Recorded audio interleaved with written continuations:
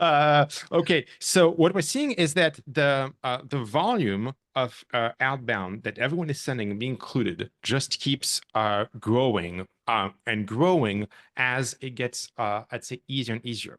So the way I want everyone to think about it here is from an economic standpoint. Okay, you got to think of outbound as a channel like any other, like paid, right? Like SEO, which means if you think of paid, there's a cost for every click. If you think of emails, there's a cost of emails. There's a marginal cost. Okay, the marginal cost of the email over the years has gotten lower and lower. What used to take SDRs, human beings in outreach or whatnot, to send emails, and they had a limit. Okay, they had a cap to how many emails they could send. Now is more and more automated. Okay, so we can send more emails with less humans. All right, so we're moving from let's say, a fairly high marginal cost situation to a fairly low marginal cost situation. Okay, and that's fairly important to understand, to see like the consequences and how we're going to like leverage that as well as the let's say as the constraints. But what this means, the low marginal cost, means two things, right? It means that everyone can do high volume situations, right? Infrastructure, by and large, is solved for most people. Okay, for most companies out there who want to do B2B outbound, infrastructure is a solved problem. Okay, the second effect of that, of the low marginal cost, right, is that well, everybody's doing it because it's just so efficient, it's so cheap, and so the returns are also diminishing. The returns are diminishing because we're just like bombarding everyone with emails, right? And that is very clear. I'm seeing it on a quarter by quarter basis. I'm seeing the response rates. I'm seeing the dollars of SQL, the dollars of pipeline per sequence, per contact, per account start to drop. All right. And so as we've moved through those phases of lowering and lowering the cost of sending emails, we have seen lower and lower, let's say, returns per sequence. And it's kind of like this like negative feedback loop. Okay. And so that's where we are. All right. That is the current situation. Everybody's sending a ton of emails and getting lower and lower returns. However, as I posted on LinkedIn yesterday, outbound works great. Okay. So like, how do you put in contrast the fact that I say it works great with the fact that we're seeing lower and lower dollars per sequence? And the real Tariq, if you want to move to the next slide. So where's the future? All right. The future is a flight to quality. Okay. It's a quality, not just in the copy, not just in the targeting. It's a flight to quality in the entire approach. Okay. And I call it like the multi approach. All right. Multi because it is like it's multi-channel. So it's not just emails. All right. Multi because it's multi person, like multi-contact, multiple contacts of the same account. In the case of B2B, that's very important. All right. And it is, let's say, multi-threaded, right? And so the reality is that right now, I do not know a single platform, a single tool that does it correctly. Like automatically, all of this? Nope. Like absolutely not. All right. Which is why if I look at the companies where I advise, and let's just take the example of Ramp, all right? The best performing outbound in terms of dollars of SQL, dollars of pipeline, all right, revenue per sequence is done by humans, by SDs. And that is the fascinating contrast where we are in 2024. We're in a world of like LLMs. We're in a world where like any copy can be automated. We're in a world of like very cheap contacts and cheap and efficient infrastructure.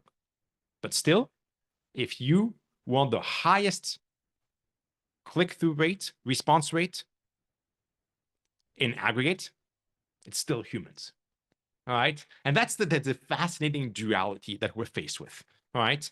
And so when we say like a multi, it also means for me a situation with like let's say multiple different approaches.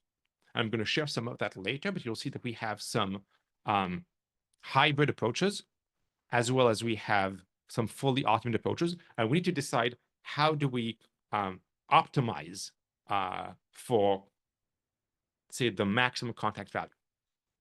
Okay, so you can get better returns overall than it was last time. It's going to take a very different approach. It is most likely going to take a custom infrastructure because there's no all-in-one tool that does that for you as of today, and that is good news. Because if there was a tool that did that, then the returns would continue to diminish. So I like that kind of problem because it is one that can be solved by the people who are willing to build. And that's what I like. And yeah, with that, I think we can go to the next slide. And Nico, I can see you like nodding. If you have some comments to add, Nico, please do. Yeah, no, absolutely. I was going to say to piggyback on what you mentioned. I think micro campaigns are going to be something of the future that really brings more accuracy to the content of those campaigns, because mass of volumes are going to create a bunch of false positive and false negative in the personalization, because that's how models perform at scale. So by having smaller subset of audiences where that the result accuracy and precision of your model is higher and very high because of the specificity of the campaign, that enables you to be a lot safer in using those campaigns in smaller sample size. So 200, 300, 500 people campaign instead of thousands of thousands. But instead of doing one, you're doing 20 micro targeted context specific campaigns. That's one way of going about this these days as well. Yeah, agreed. And actually, that's a good segue into what I wanted to add here, which is like I've advised like dozens of companies in building like high scale, impactful outbound programs. The two things that are important to consider when you're thinking of like helping a company build that, or you want to build it for your own company, it's like, what's the size of the addressable market in terms of number of companies? Right? Is it even worth it to build like this super fancy custom like infrastructure if your addressable market is like thousands of companies? The answer obviously is no. Right? You look at my face, the answer is no. Okay. And the second is like, what is the value of each contact? Because if the value of each contact is like millions of dollars, then the marginal cost reduction doesn't matter. That's why I'm bringing back the marginal cost. The fact that your email costs cents rather than dollars because you moved from humans to automation.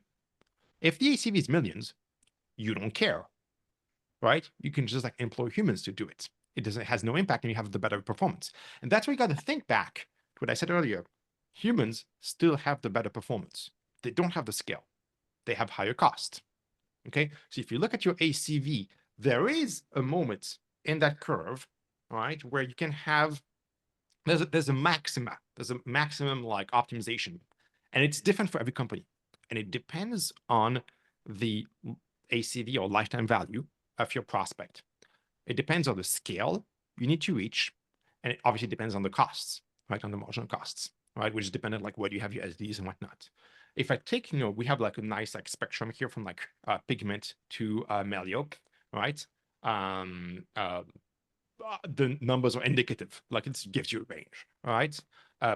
And for a company like Ramp, the ACV is like significant, right? But the TAM is huge. It does mean, and obviously that's an average. There are some prospects, customers, which are like in the hundreds, right? Hundreds of thousands of dollars, right? For those customers, I do not have an incentive to put them through my automated pipeline. I have a negative incentive to do that, right? And if you look at Ramp, we have over 60 sales development reps, 60 SDs, 60, more than 60, and we're planning to hire another 40 more in the next 12 months. Okay, people tell me like, why do you have so many SDs in this day and age with like all the tools and all the LLMs? Because I don't care of the cost. There's a population in my TAM for which the cost doesn't matter. It's irrelevant given that if I can like 2x my response rate, it is totally worth it. It is the right investment to be done. Okay. And if you can afford paying anything, if you have like good retention and high LTV, if you can afford anything, then you got to think of like how you segment your different strategies. And so that's what I want to leave you with before we go to the next speaker. You segment your approach based on the value of each account, each contact, and you pick the right approach. You're going to see a couple of examples here from like Melio, Ramp, and Pigment that's going to tell you like, hey, at this volume, at this value, here's what we've built. But you got to pick something that is the right fit for you. You got to think of those considerations and where those curves cross. Yeah, that was intense. Before I hand it off, because we have a couple of minutes here, Alexi, Nico, do you guys have some contrarian thoughts on this? You on alignment? I can quickly speak if you want about the BDR team, because the size of the BDR team here at Pigment is very similar to the one you currently have at Ramp. Now, my question every day is like, of course, they are way more costly than technology. So how can I make them as productive as possible? Productive means faster ramp, means a higher number of meetings booked, and a higher chance to convert those meetings into pipeline and further down the road to ACV. And for that, since the very beginning, we heavily invested into technology that was serving all the teams, and not only the growth team that will show how is doing some kind of automation, low cost of acquisition, to make sure, first of all, we have a very strong visibility on our TAM. You mentioning Guillaume, understanding your TAM is very important. At Pigment, it's very simple. It's all the companies in Western Europe and US that have employees above 1,000 employees. That's roughly 50,000 companies. But for each company, you can have 10, 20 different business lines where we could sell. So you can potentially multiply the number of contracts we could get over there. Once you have the total addressable market, you want to see who are the right person that you want to target. And as Pigment is selling to multiple divisions, you could sell to CFOs, to HR people, to sales leader. Once again, how do you help your BDR find very quickly the right people? And the last part, which I think is the most interesting topic, especially in a context where cargo can help, it's making sure you have the right signals and the right intent captured to prioritize that market, because my BDR cannot go every quarter after 50,000 accounts. We distribute and allocate maybe 10, 15% at any given point. So how do you prioritize those in a 2024, 2025 way where one provider of intent is not enough? And how do you bring the right asset that bring the outreach ultra relevant, whether it's context, where BDRs don't spend hours finding the right context, where it's visuals. I think, Ramp is a beautiful product, Melio as well. It's transforming a product category and industry, Pigment as well. When you compare it with the legacy solution, we are a very sexy product in the UI UX. How can you show that UX UI that will trigger a potential conversation, which is the entry point of all the BDRs at scale, by helping them with the context, with the right account to target, and with the right asset to distribute? Nico? Yeah, no, that's the one thing I would add. One thing that I see with a lot of my clients is a fear of investing or overpaying for data credit or to buy signals and enriching companies. And if we go back to Guillaume's point about, putting this in perspective with your LTV, if the LTV of user is even, $1,000 or $2,000, why would you be afraid of investing, $3, $4, $5 per lead to build a very, powerful view from a signal and data standpoint of that user, so that the models you're going to use to create that hyper-personalized messaging is actually as in tune as possible with who the person is and when they are in the model, and not being afraid of rerunning those enrichment scripts as often as possible before each touch point. Because if you do it once with 60 data points, but then the next touch is 6 months from now, and you haven't re-enriched the data, it's going to be, going to have some data decay, and the message is not going to be as complete. So where we see tool like Cargo enabling is programmatically tapping into as many endpoints as you can from many different data vendor on very different network, and be able to reorchestrate and re-enrich the records before each touch points to keep it very on point and increasing your efficiency. Cool. Awesome, guys. Thanks. I think with that, we can hand it over to Alexi again for the next slide.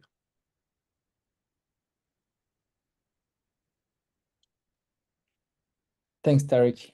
Indeed, when I spoke last time to Cargo, they wanted to learn how we went up market, because at the beginning of the Pigment adventure, when Pigment got created, the perfect ICP was scale up tech companies, but we quickly realized that the product the engineering team built was so good that we wanted to serve all kind of industries at all kind of in all kind of segments.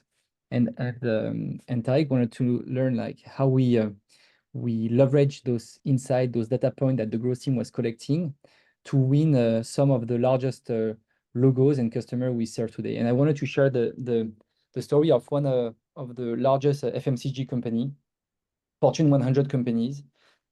So really the big players in the room, where everything started by one of our insights. The account actually was not even allocated to a BDR back in the days, and with the growth team, we tested G2 reviews as an insight to see who was in the market and looking at our product category, or complaining about a competitor, or just looking at alternatives that they could have. And we did a pilot with them. At the beginning, we did things that were not scaling, getting CSVs and looking at the accounts one by one, trying to find the one that could be the right fit for Pigment. And one day we saw that giant FMCG looking at our product category and looking at alternatives of one of our competitors. And back in the days, I was not even sure that Pigment was ready to sell into Fortune 100 companies, but I gave that insight to a BDR to say, hey, you know what, go and call that person, try to find that person, because that IP address is looking many times a day at alternative and at G2 reviews on the product category. So there is some kind of hotness and intent on that account.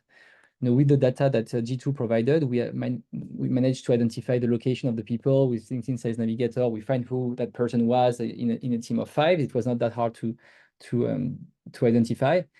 We did the classic BDR job: email, LinkedIn, phone calls, and we got a positive replies after a few attempts, thanks to one of the mock-up of our platform. This is what I was just telling a slide before: is all of us today have a beautiful platform to showcase to the world. We just created a mock-up with our targeted company logo over there, and say, hey, imagine if planning was happening on that kind of interface and not on your legacy system. And a few days after, they agreed to meet, and they never heard about us before, but we had this creativity to surf on the awareness of the product category that existed on G2 and on the awareness of our competitors, because we had that data that this FMCG company was looking at alternatives of that competitor. Once again, it was to be relevant with the right timing for the right person with the right message. Of course, a sales cycle is never easy, especially selling to B2B enterprise software. Fast forward then 8 months down the road, and we managed to close the deal thanks to our sellers. What I want to showcase here is that it's important for you to test new stuff. G2 was a completely new intent for us. Now it's part of the routine of insights that are delivered to BDRs, and it's really working, because giant company, and this customer is one of our, I would say, top 10 or top 20 customer today. And when I meet the customer at every event we organize in the US or in the UK, they keep sharing with the audience how delightful was the outreach from the BDR, because we had context. We knew that they were interested into the product category, that they might be using our competitor. We came up with a mock-up personalized with their colors. It was not another email that person, that champion had from other BDRs, because we had context and some good assets to share.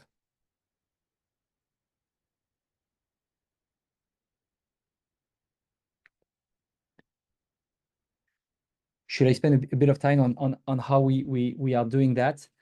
One of the particularity of Pigment is that we have a big growth team. We have 10 people with engineers in-house, because 3 years ago, when we launched the growth team and developed the go-to-market function at Pigment, Cargo did not exist.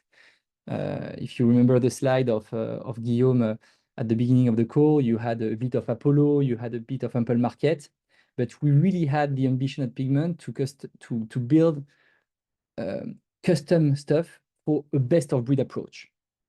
And we wanted to have data that was relevant to our market, we wanted to have insight that were relevant to our strategy, and we wanted to be in control of every data point or every signal that we wanted to capture. And I have a fear of the black box that you don't want to sell and you don't want to deliver to your BDR or to AE.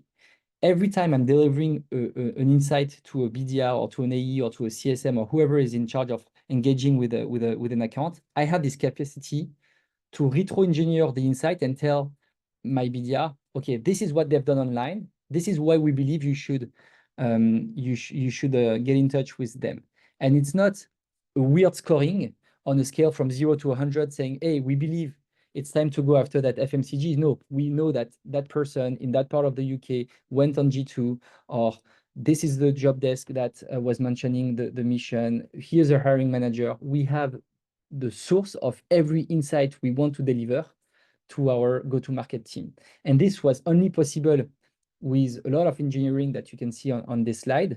But at the end, what you must remember and what's feasible now with software and technology like Cargo is that you want to plug multiple source of data, source of truth. It doesn't have to be the same for the account data, for the contact data. You can do waterfall, and I'm sure Guillaume and Nico has a lot of technique around that.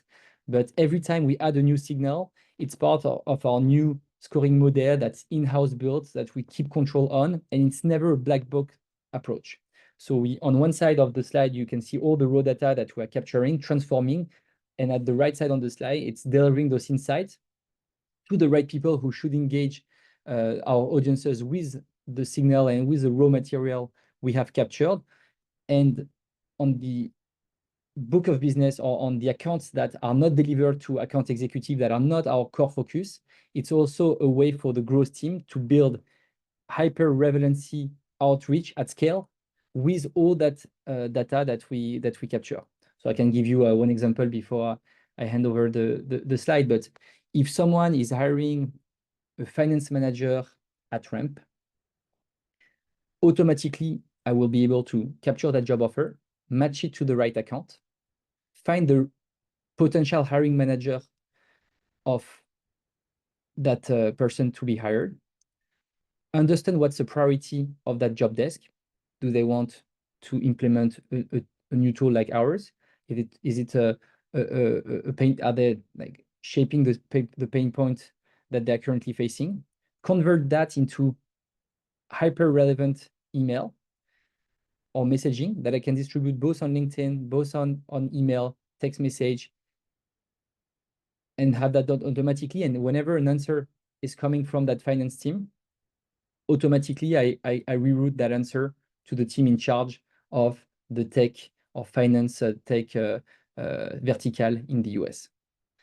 It takes a lot of time. Everything breaks every day because we keep adding new stuff, model breaks as usual. So that's why a tool like Cargo could have been helpful 3 years ago. But I'd be happy to discuss how we are leveraging all the signal offline if any of you have any questions. Tariq or Nico, any question on the tech stack or on the strategy that I have today? I think Tariq put a good question on like why putting the intent in the data warehouse and not in the CRM. Because we don't want to push all the intent on the CRM. We are capturing dozens of thousands of signals every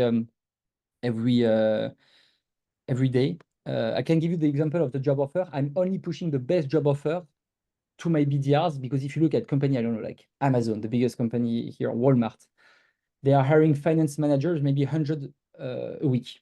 And I want to make sure that I'm only pushing the highest quality signal for it to be triggered by human at some point. And at the same time, I want to store in database all the job offers that that we are managing to capture.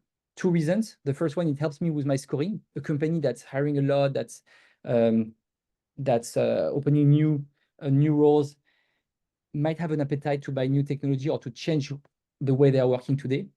And it also, for example, helped me to capture the type of technology they are mentioning in the job offer for me to understand if they are using competitor number A or number B.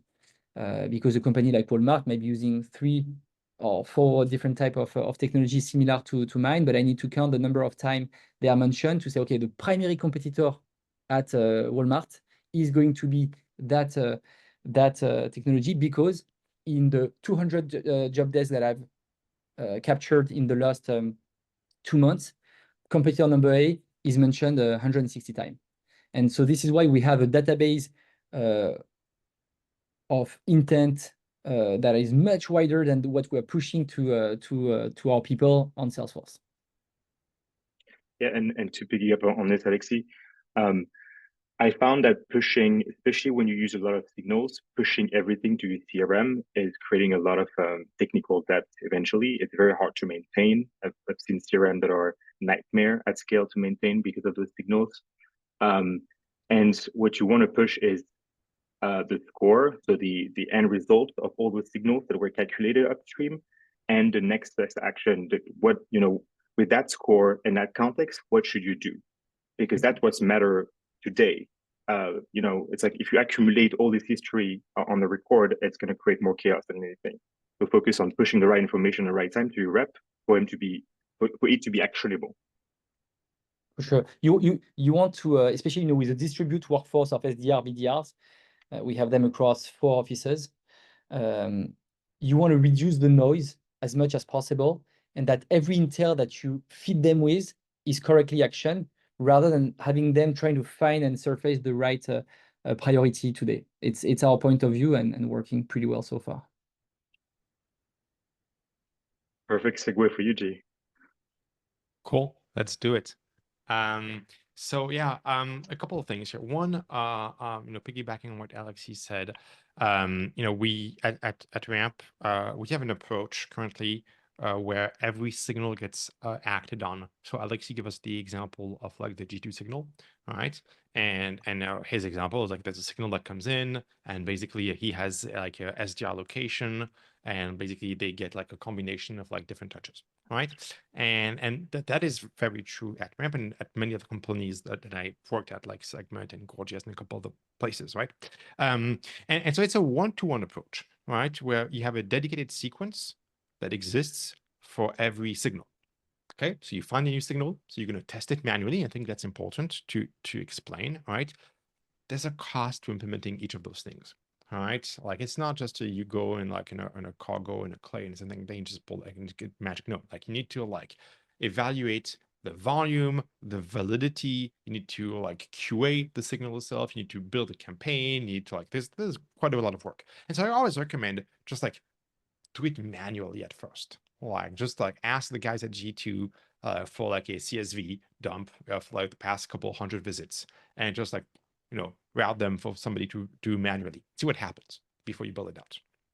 Okay, I always have my teams do like a couple, like every 2 week sprints, a couple new signals that they're testing in parallel. Okay, but for now, it is a one-to-one approach, and almost everyone that I know does this one-to-one approach. One signal, one campaign. Okay. Now, I'll tell you like what the future is like, and Nico and Alexis talked of next best action. I'll go there. But before I go there, if we go to the next slide, the rhetoric, you'll see that I added a surprise slide that wasn't in the initial deck, which is the my 4-tier outbound strategy, right, to maximize positive responses that I'm deploying at Ramp. And so I'm going to walk you through this like a beautifully designed slide that I did in a couple of minutes, but it's quite important. Right? I told you that there's different like values in different like prospects that we have, and there's like the whole range from like tens of thousands of dollars to hundreds of thousands of dollars. Okay, the way we optimize for that is, as I said, humans have the best response rate. So the highest value, the tier 1, gets routed to humans for human processing. Okay. And they will write their emails in the Gmail UI, in the Gmail composer. Okay. Manually. That will get you the best performance. Expensive, manual, slow, best performance. The tier 2 is what we call the virtual SD. The virtual SD, and there's like a number of like different ways to do it. In our case, is a bot that composes based on an LLM prompt, not just the copy. Sure, it's going to build the copy for sure, but it's on the signal. It actually goes and composes in the Gmail UI. Okay. Why do we do that? Because it has 44% higher performance than just going through like one of the typical, intently or like outreach or whatnot. The third bucket we call full auto. Full auto, it's the same copy, but it's sent at high scale through the high volume sending playbooks. In the case of Ramp, that's outreach. Uniquely, we have a red team at the bottom. All right. There's a typical like a red team, blue team of like war games. Right. The red team has a completely different stack. They have a different contact data source. They have different sources for signals. They have different playbooks to different domain, different IPs, different servers. Okay, it's a small team. Why do I have that? Because Ramp is a company that's nearing 1,000 employees, right? Does hundreds of millions in revenue. Outbound is the #1 channel. I cannot afford to have such a large company with such a large channel riding on a couple of domains and a couple of like, technologies. I cannot afford that. There could be like anything could happen. And so I have a red team, which is like our fallback plan. Like they try to maximize and beat our current, I'd say, blue team performance. But if ever something happens to our blue team strategy, we fall back to the red team strategy, right? So we don't lose everything. Okay. So that's our current, let's say that's the current playbook at Ramp. Now, if we go to the next slide, Tariq, right? What I want to share here, it's this is as Alexis shared, I could say it's a stack that is built in-house, all right? And it is very similar to what Alexis shared in many ways, and the reasons for that, right? And I don't want to go into all the details. What I want you to understand here is that we're moving away from this one campaign, one signal, one campaign, to a situation where we have an ML engine in the middle that will decide what is the next best action. Okay, so 2 things here that are important. One, just like Alexis shared, this stack is composable, right? So we can plug in and plug out things as we desire. Okay, and that is what all high volume senders do. All right, we have, for example, we have 3 different vendors just for IP stack, maybe 4 these days. Okay, just for the IP stack. For the contact stack, we use both waterfall.io, but we also have an internal waterfall with like another 5 vendors, right? So like everything is like maximized like that. Okay, so very composable, can plug in, plug out things as we want. In the middle, magic is starting to happen because in the middle, we did 2, maybe like 3 key things. One, we built over the years, and it's been years that we've been working on that, a lead scoring engine which predicts within our entire addressable market the value of any company. Right, and the folks of Gorgias who I saw are in the attendees will recognize that. Okay, so we forecast the value of every single account, every single person, even though they are not engaged with us. Okay, now that I know their future value, if they are to talk to me, to my sales team, okay, I can decide how should I route them between the buckets that you saw, the 4 buckets, or between different channels that you see here. Should we send them an email? Should we send them a chat? Should we send them like physical gifts? Right? And I've been talking of that for a while, but what's changing is now we have, like before, it was a pipe dream because we didn't have the technologies to make it happen. Now, and if you go to the next slide, Tariq, so I'm kind of like true magic is really within reach. Not only do we have the data, we have the infrastructure, we have the ML platforms where you can say, hey, given this cost structure for every signal, given this lift in performance on those touches, given the value of this contact, what is the next best action, right? And for clarity, at Ramp today, we're capable of forecasting 75% of all future SQLs within our database. It's really good, really good. So just imagine, what would you do if you could forecast 75% of all your future opportunities within a known database, and you know the value for each one of them? What would you do? And that is exactly what we're answering, and we're going to answer it in a couple of months. We're slated to release it in Q1 2025. So I know the tension is high, but you have to wait another couple of months. So yeah, so that's it. I'll pass it to Nico. But that is where the market is going. The market is going, and to put this in plain English, the market is building a way to displace SDs from this function entirely, right? It's combining marketers and SDs into one agent that decides for every account and every customer, what is the best optimization, where is the maxima, and how to invest those marketing dollars. Go ahead, Nico. Thanks, G. So we'll switch gear and talk about Melio Payments, our last company today. So Melio is at the opposite end of the spectrum compared to Pigment. It is the lowest LTV on this panel. So, just for context, Melio is a payment B2B payment platform that does account receivable and account payable. It was launched by some of the team at Venmo, and they basically saw a gap in the market where a lot of businesses were using Venmo to make business payments. So they launched Melio, and a lot of the user early stage were micro businesses, right? Mom and pop shop, small, medium businesses in the States. And the product was free besides credit cards, fees.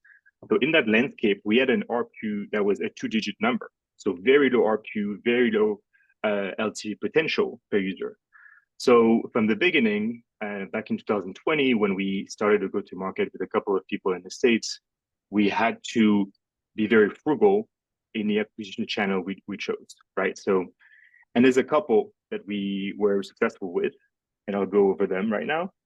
The first one is partnership. I think, the cost of certain channels, ads, outbound, can become prohibitive at scale. And I think partnership is a really good underlooked channel. We were fortunate enough to sign a big partnership with Intuit, and that really, created, a bunch of growth for us, which changed the trajectory of the company, and enabled us to, double down on a product viral network within our products. So that's the second one. Basically, when you have a payment solution, a payment platform such as Melio, Ramp has the same network as well. You have a natural lead generation engine through your payment flow. And that really was a gift at our time, because we were able to, for every payment made through our product, we were generating, if the counterparty of that payment was not a Melio user, a new lead. And we built a system around that to build a following funnel. So for every 100 net new lead created, we had about 20% within our ICPs. So we were running this into, enrichment, and I'll explain a bit more how it worked under the hood, but we have about 20%, ICP, and we were putting those people into sales sequences, and we had about 20% conversion rate on sign up, meaning that if for every 100 net new lead generated through our payments engine, we were generated about 4 sign up, meaning those leads were technically free because they were generated from our payment engine. We only had to account for the sales CAC on those. So I think for PLG companies, because this is what we're talking right now, it's very important to always have in mind this PLG quadrant, which I could have added to the slide, but the quadrant is the following. So further right on the x-axis, you have, a user that experienced a lot of pain and friction in your product. And on the y-axis, you have the LTV of the user, the potential of that user from a revenue standpoint. So in a diagram, top left, you're going to have your perfect user, happy path. They go on your website, they go through QIB, QIC, and they start using their credit card, they start making payments. So you're generating money without, investing any resources. But that's not, the most of the cases. And the rest, where you want to focus your sales team on, your go-to-market team on, is the top right of the quadrant. People that are experiencing some friction in your product, that are being stuck, what we call the hand raiser, that have a lot of value. So from a unit economic standpoint, there's a lot of value for your sales team to be spending time on them, because they're going to bring a lot of value to your business. And that being able to have, a system in the backend that's going to look at product data and potential third-party data to assess the potential of the opportunity, and pull all this into scoring and route the right leads to the right people at the right time, is what makes us successful. So I'll switch gear. Derek, if you can move on to the next slide, and I'll take you under the hood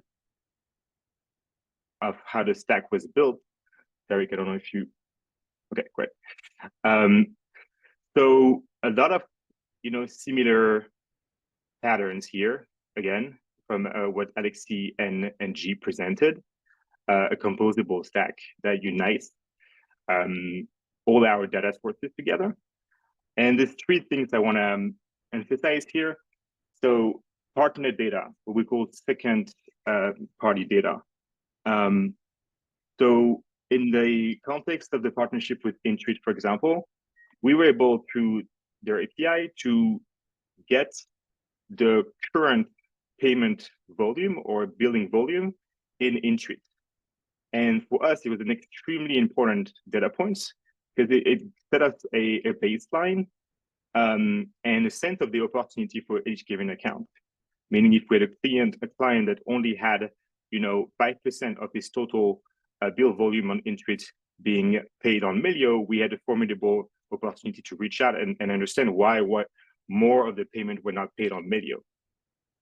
So partner payments, obviously, payments gives a lot of context. I explained earlier how we were following kind of the payments to create leads. In a way, we were able to reach out to the right people at the right time, because we had some payment context on who they were receiving money from, and what kind of payments they were receiving, and so on. So that gave a lot of context to our outreach effort. And product data as a PLG company, this is obviously the gold. So we were fortunate enough to be well funded and have a team of amazing data engineer and data scientists in Israel that built that stack in-house. And we implemented, obviously, data enrichment waterfalls before Cargo existed. We used a tool called Ringlead at the time. Obviously, if we had to do it again, I'll use Cargo from the beginning. And then we have some custom model done by some AI scientists that were basically predicting the potential of conversion at any step of the funnel. So we had modeled for sign-up rate, PQL rate, activation rates, and so on. And for example, the model that predicted our PQL being product qualified lead, our PQL rates was about 80% accurate. Meaning, when someone signed up on our website, we knew if they're going to be, product qualified lead with 80% accuracy. And then we used that orchestration layer to activate those users into the right channels. So if we step back here before I hand it off to Derek, I think what's really important to realize here is that we have three companies, Pigment, Ramp, and Melio, that have each been successful on different markets, on different segments, but pretty much got created at the same time, 2019, and got to unicorn stage really fast, really efficiently. And they all have this secret sauce, which is no longer a secret. And we obviously had to build in-house, but today there's tools to make it a lot faster to build those stacks. And my recommendation here to the operators and founders is to not be afraid to build that infrastructure early on.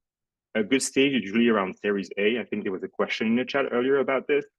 Because that's going to set you up with the right foundation to be able to keep growing and keep doing the same thing that worked from the C to Series A later. I haven't seen any, and Guillaume and Alexis, I'll let you comment on this, but I haven't seen any companies post Series B or C that has been successful without such an engine, especially in today's world.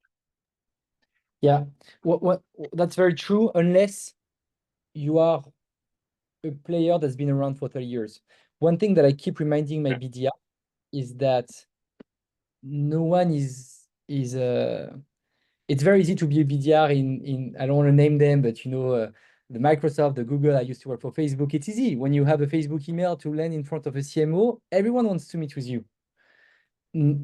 When you are someone like Ram 5 years ago, Cargo today, no one is expecting no one is waiting for you. You have to create this difference and to be that only email that CFO, that CMO, that chief sales officer is going to respond to today. And to be that email he's going to respond to or she's going to respond to, you need to have that intel in advance. To have that intel in advance, you need to have all those signals computed to create a story. And when you come with the right point of view after someone, the conversation starts way more easily. That's what I keep reminding BDR during onboarding. We are very lucky to have insight and qualitative data thanks to the growth team. Thanks for the vision of Guillaume created 5-6 years ago. You are very lucky to be here compared to a company that are still using a legacy CRM and crazy tech stack. Now make the most out of it, and as Guillaume said at the beginning, do stuff as a BDR that technology cannot do. This is how we try to create that Iron Man shelf around each of the BDR, because it's twice harder for my BDRs to get in front of the CFO for Fortune 1000 company compared to the players that have been 40 years around who already have a contract in place. But we will win because all of us today have a better product than the competition. It's what I think. But it takes time and a lot of sweat to get there. But with this new approach, as we are never spamming people, I don't think we do volume for sure, but with always good intent. And we do good intent because we have the context.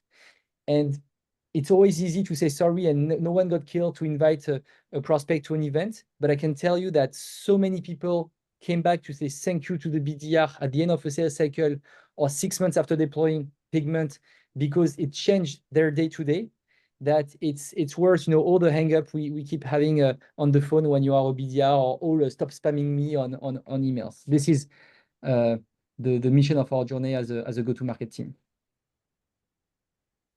There's a question for G. Can we just take one question? Was that fine for the panel?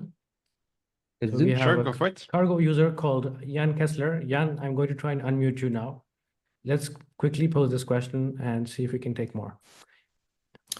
Jan, cool, you're unmuted. Can you hear me? Yes. Cool, awesome. I had one question for G mainly. Thanks, big fan. I've been following a lot and trying to replicate what you've done at Ramp, right?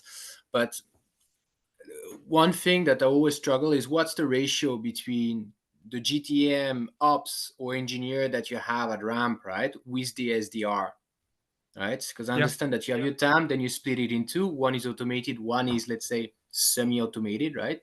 Sure. So what's an ideal ratio here? Sure. I would look at the volume you're trying to send.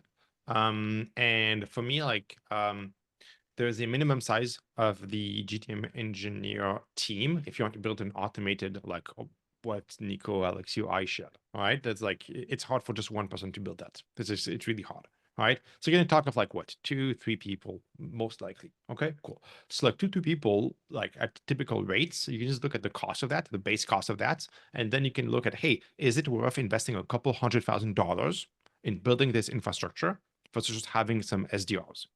And that's a function of how many emails you're going to send. And so my ratio is hey, how many emails can I send? And that's a function of my addressable market. At Ramp, we have one of the biggest addressable markets. It's millions of companies, so we can afford both at full scale. So we have, I think, 9 people on the outbound automation side, 9 engineers plus 60 SDRs. All right. But those are mostly different motions by and large. They are almost competitive motions. The one doesn't, they support each other, but like, yeah. So I think it's more a function of like market size and volume of emails that I would decide. And then do you need to build this, or do you just go with like something simple with like a cargo and like you compose a stack as you go, I would say. And I know we're at time. And Tariq, just before we go, I want to say like many thanks for all of the kind words that I've heard today. There's a lot of the things that you see here that I've been working on for like more than a decade. It's the same framework and the same approaches. What I encourage everyone is like, as I'm on my way out, which one of you is going to build something new? Like, it's fine to replicate like the playbooks that I've launched and whatnot. That's great. You saw where I'm going. Eventually, I'm on my way out. Who is going to build something that is going to be what carries this entire industry forward for the next 5-10 years? Okay, so that's the challenge I pose to everyone. Excellent. That's a great ending note, Guillaume. Thank you for that. Thank you, Guillaume, Alexis, and Nico, and all of you for bearing through us in the first 10 minutes of our technical glitches. I think we've covered a lot of very cool ground here. We've got a few takeaways to take from here. If you want to keep involved in these kinds of conversations, we do have a private community. The QR code is right in front of you. You're also going to receive the link in the reminder emails after the event. Please leave your details so that we can reach out to you and you can be part of more of these conversations. Thank you again, Guillaume. Thank you, Alexis. Thank you, Nico. We're very happy to have learned all this from you. And please stay tuned for more events like this in the future, where we'll be sharing more GTM insights for our community. Thank you very much. Have a nice day. Have a nice evening, everyone.